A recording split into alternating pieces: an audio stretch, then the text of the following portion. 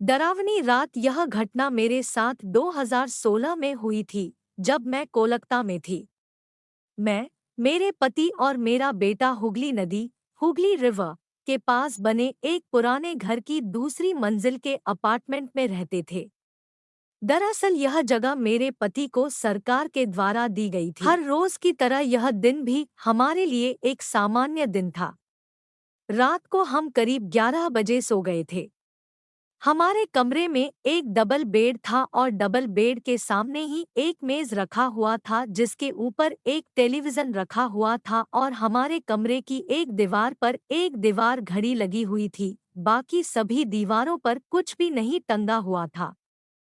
घड़ी के पास में एक दरवाजा था जो कि हमें डाइनिंग रूम में ले जाता था। वह दरवाजा बंद था और हमारे कमरे की लाइट भी बंद थी। मैं, मेरे पति और मेरे बेटे के बीच में बिस्तर पर सो रही थी।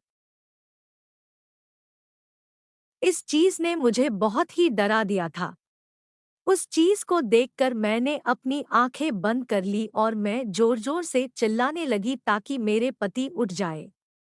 उसके बाद मेरे चिल्लाने की आवाज सुनकर मेरे पति जग गए।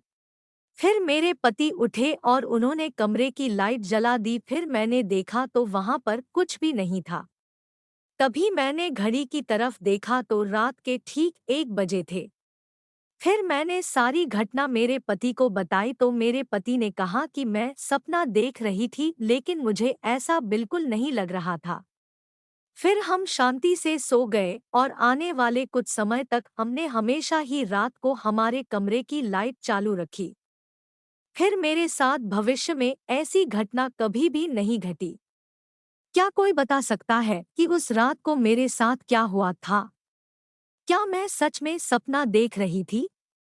यदि नहीं तो वह चीज क्या थी? क्या वह सच में भूतों जैसी लग रही थी जिन्हें हम फिल्मों में देखते हैं?